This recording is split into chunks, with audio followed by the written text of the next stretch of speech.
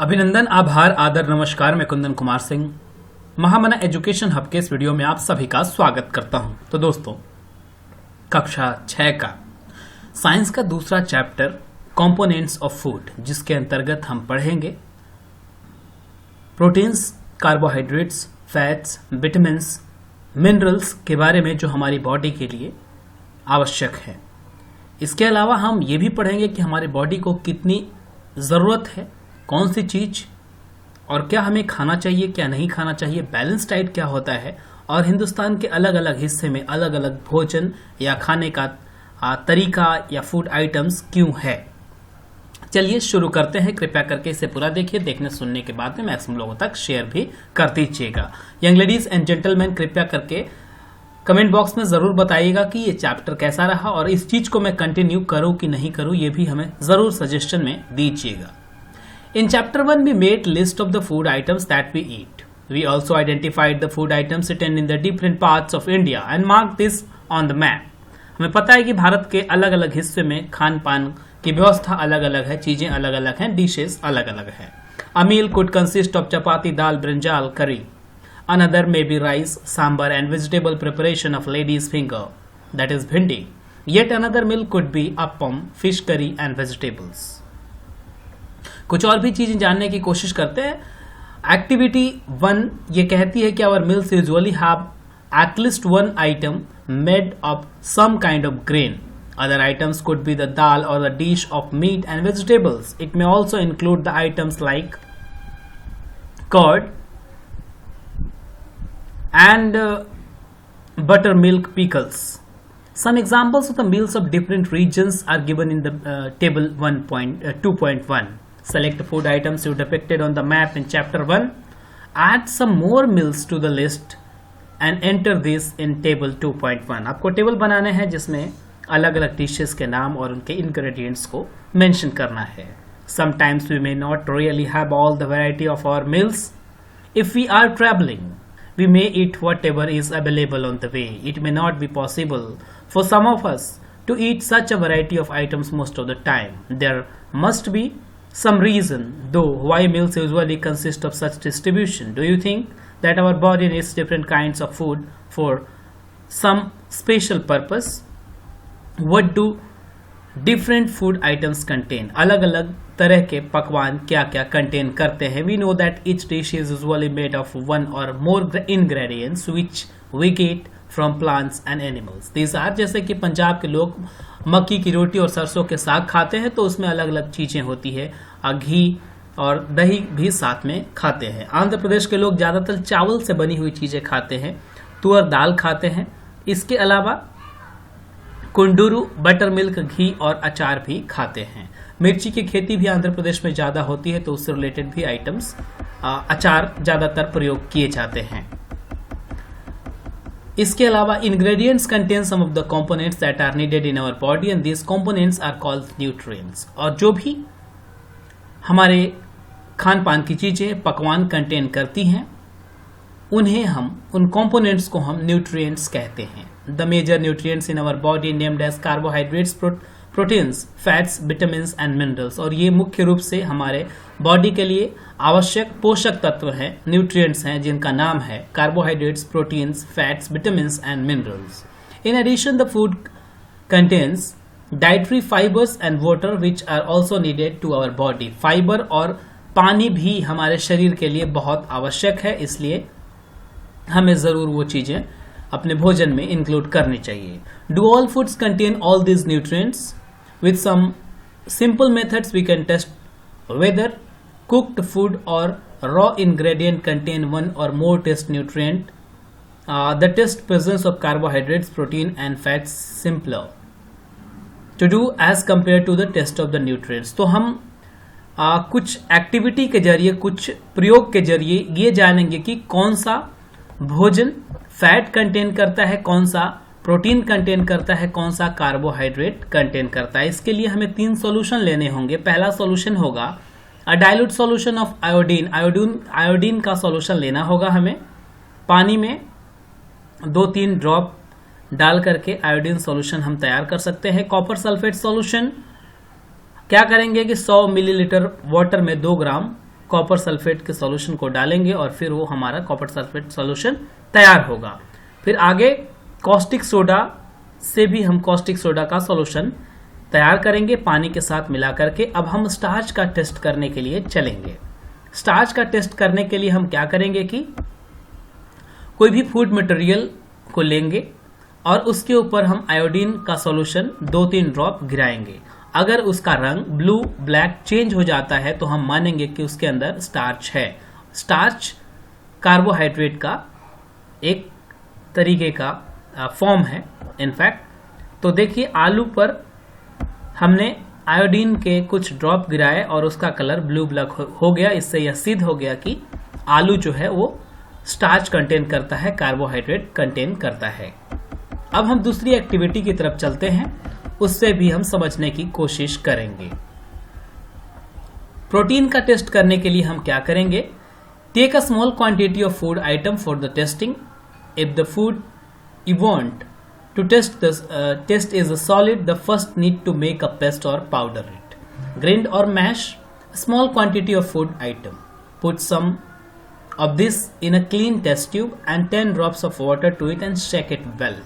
Using a dropper, add the 2 drops of solution of copper sulfate and then 10 drops of solution of caustic soda to it.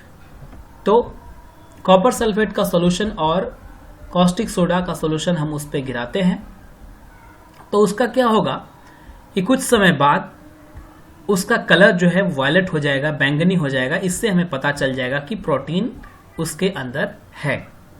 तो हमने 2 चीजों का पता कर लिया, प्रोटीन किस में हो सकता है, किस में कार्बोहाइड्रेट्स और स्टार्च का पता हमने लगाया। आगे चलते हैं, कुछ और भी चीजें हम जानेंगे जो बहुत ही इंपॉर्टेंट है हमारे लिए, और फूड मटेरियल में हमें क्या क्या इंक्लूड करना चाहिए। क्या मैं हिंदी में एक्सप्लेन कर रहा हूं ये अच्छा है या सिर्फ इंग्लिश में एक्सप्लेन करूंगा तो अच्छा है? आपको चीजें भरपूर समझ में आ रही होगी क्योंकि दोनों भाषाओं में मैं बहुत ही सरल भाषा में समझाने की कोशिश करता हूं और भरपूर ये मेरी उम्मीद होती है कि आप सब तक जो नॉलेज है उसका प्रचार प्रसार हो और ज्यादा से ज्यादा लोग लाभान्वित हो सके। फैट्स का टेस्ट करने के लिए हम क्या करेंगे कि take a small quantity of food item, wrap it in a piece of paper and crush it. Take care that the paper does not tear. So now straighten the paper and observe carefully does it has only patch. किसी भी food quantity को, food material को हम एक कागज से लपेटते हैं और उसको क्रश करने की कोशिश करते हैं। अगर उस कागज के ऊपर थोड़ा सा भी तेल की परत जमती है, तेल को सोखता है, तो इससे हमें पता चलता है कि उस फूड मटेरियल के अंदर फैट्स हैं। ये तो हमें क्लियर हो गया कि जिस चीज के अंदर भी ऑयली पैच होगा, ऑयल कंटेन होगा, तो वो फैट का सोर्स होगा। अब देखिए सम सोर्सेस ऑफ कार्बोहाइड्रेट्स को देख लेते हैं। कार्बोहाइड्रेट किन किन चीजों में हो सकता है? तो पोटैटो में कार्बोहाइड्रेट है, स्वीट पोटैटो में है यानी कि शकरकंदी में, व्हीट में है, राइस में है, बाजरा में है, मेज यानी कि मक्का में है, मैंगो में है, पपाया में है, मेलन में है, शुगर केन में है। ये सारे कार्बोहाइड्रेट्स के सोर्सेस हैं। इसके अलावा कुछ और भी चीजें हम देखने की कोशिश करते हैं। फैट क्या क्या में है ये भी देख लेते हैं। तो ग्राउंड नट में फैट है, नट्स में फैट है, तिल के तेल में, मतलब ज्यादातर तेल जो है सब में फैट होता है। इसके अलावा अंडा में, मिल्क में, बटर में, क्रीम में, फिश में, इन सब में भी फैट्स हैं। ये एनिमल सोर्सेस हैं। अब हम जानते हैं कि what do various nutrients do for our body.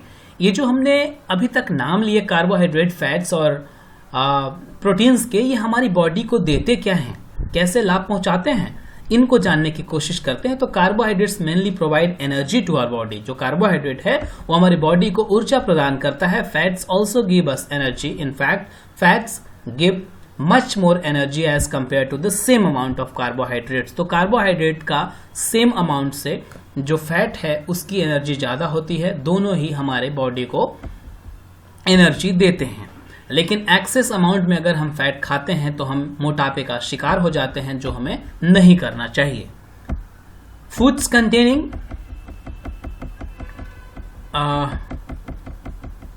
ये देखिए, ये सारे के सारे प्रोटीन हैं जितने भी दाल वाली चीज़ें हैं सब में प्रोटीन होती हैं। उसके अलावा मीट में, फिश में, मिल्क में, पनीर में, एग्स में, सब में भी प्रोटीन होता है।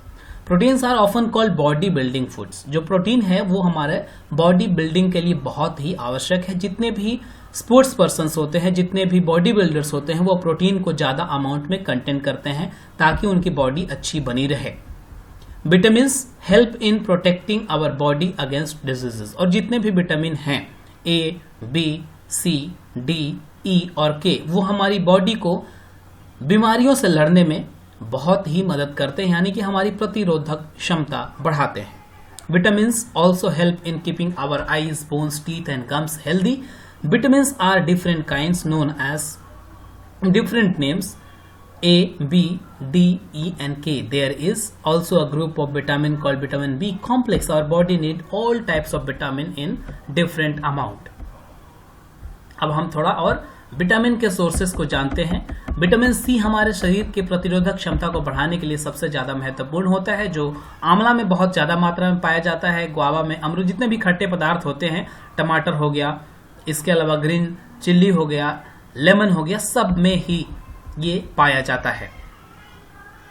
विटामिन बी के लिए चावल, गेहूं और लीवर, जो कॉड लीवर ऑयल होता है, मछली का ऑयल होता है, उसमें भी पाया जाता है। इसके अलावा विटामिन ए जो है वो पपीता में होता है, फिश ऑयल में होता है, मिल्क में होता है, गाजर में होता है, मैंगो में होता है। जिस चीज में भी पानी की मात्रा होती है, वाटरमेलन में होता है, उसके अंदर विटामिन ए की मात्रा पाई जाती है और हमारे आंखों के लिए वो बहुत ही ज्यादा बेहतरीन होता है। हमें जरूर विटामिन ए, विटामिन सी को एम्पल अमाउंट में लेना चाहिए। विटामिन डी जो हमारे बोन्स के लिए बहुत ही ज्यादा आवश्यक है, फिश में होता है, अंडे में होता है, कॉड लिवर ऑयल में होता है, बटर और मिल्क में भी होता है। कुछ और भी चीजें हम जानने की कोशिश करते हैं इस चैप्टर के through. Our body also prepares vitamin D in the presence of sunlight. Nowadays, insufficient exposure to sunlight is causing vitamin D deficiency in the many people. तो होता क्या है कि आजकल इंसान धूप को कम सेवन करते हैं, इसकी वजह से उनके अंदर विटामिन डी की कमी हो जाती है। इसलिए हमें चाहिए कि हर दिन कम से कम आधा घंटा जरूर सनलाइट में बिताएं ताकि हमारे शरीर को विटामिन डी की मात्रा मिलती रहे और हमारी हड्डियां मजबूत रहें। घर में खिड़की दरवाजे खोल के रखने चाहिए ताकि सूर्य का प्रकाश, सूर्य की रोशनी जरूर आ पाए। सम सोर्सेस ऑफ आयोडीन, तो आयोडीन जिंजर में होता है, इसके अलावा मछली में होता है, पॉन में होता है। Some sources of phosphorus, phosphorus केले में होता है, इसके अलावा जीरा में होता है, ग्रीन चिल्ली में होता है, मिल्क में होता है, राइस में होता है। आयरन के लिए स्पिनच, पालक में होता है। इसके अलावा आपका आयरन एप्पल में बहुत ज्यादा होता है, कॉड लिवर ऑयल में होता है, ये सारी अंजीर में होता है। अब हम आते हैं, most food items usually have more than one nutrient. बहुत सारे फूड आइटम्स ऐसे हैं जिसमें एक से ज्यादा न्यूट्रिएंट होते हैं। You may have notice that while recording your observation the table 2.2 however is given row one particular nutrient may be present in much larger quantity than others. For example, rice has more carbohydrates than other nutrients. Thus, we say that rice is a carbohydrate-rich source of food. Besides these nutrients, our body needs dietary fibers and water. Dietary fibers are also known as roughage. Dietary fibers roughage होते हैं और roughage भी हमारे शरीर के लिए बहुत ज़्यादा आवश्यक होता है। इनफैक्ट हमारे भोजन को पचाने में बहुत ज़्यादा मदद करता है roughage. Roughage is mainly provided by the plants products in our foods, और बेसिकली हम सैलड्स के रूप में उसे लेते हैं जो हमें चाहिए भी। Whole grains and pulses, potato, fresh fruits and vegetables are main sources of roughage.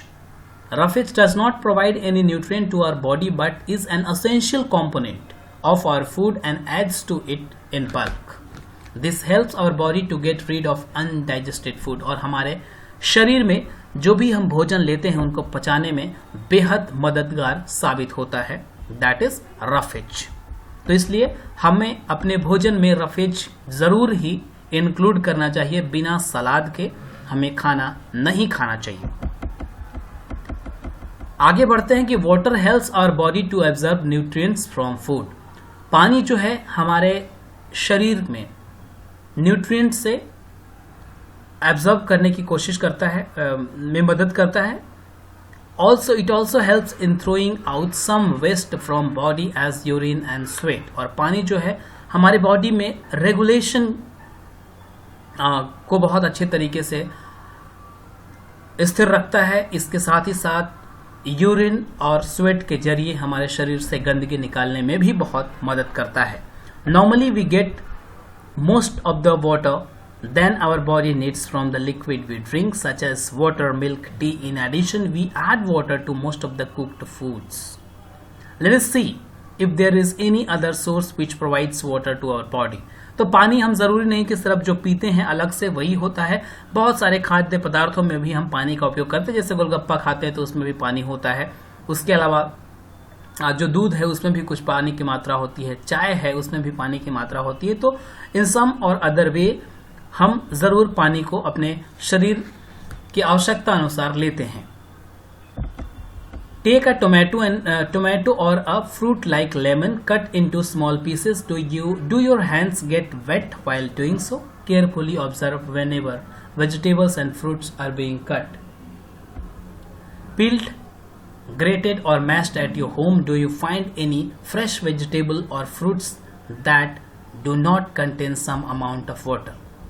We see that many food materials themselves contain water. To some extent, our body needs are met by this water. Apart from this, we also add water while cooking many foods. अब balanced diet क्या होता है इसे भी हमें समझना बहुत जरूरी है. The food we normally eat in our day is our diet. For growth and maintenance of our good health, our diet should have all the nutrients that our body needs in right quantities. हमारे शरीर को एक उचित मात्रा में अलग अलग चीज़ों की ज़रूरत होती है, अलग अलग पोषक तत्वों की आवश्यकता होती है, और उसे प्रॉपर मेंटेन रखने के लिए जो भी हम डाइट लेते हैं एक सही हेल्थ के लिए, that is called balanced diet. Not too much of one and not too little of other. तो सभी को बैलेंस्ड करके लेना ताकि हमारा शरीर हेल्दी रहे, उसकी ग्रोथ और मेंटेनेंस अच्छी रहे. That is called nothing but balanced diet. A diet should also contain a good amount of roughage and water. Such a diet is called balanced diet. Do you think that people of all ages need the same amount of diet? नहीं, सभी उम्र के लोगों को same amount of diet की आवश्यकता नहीं होती है. बच्चों को अलग, जवानों को अलग और बूढ़े लोगों को अलग अमाउंट ऑफ डाइट की आवश्यकता होती है.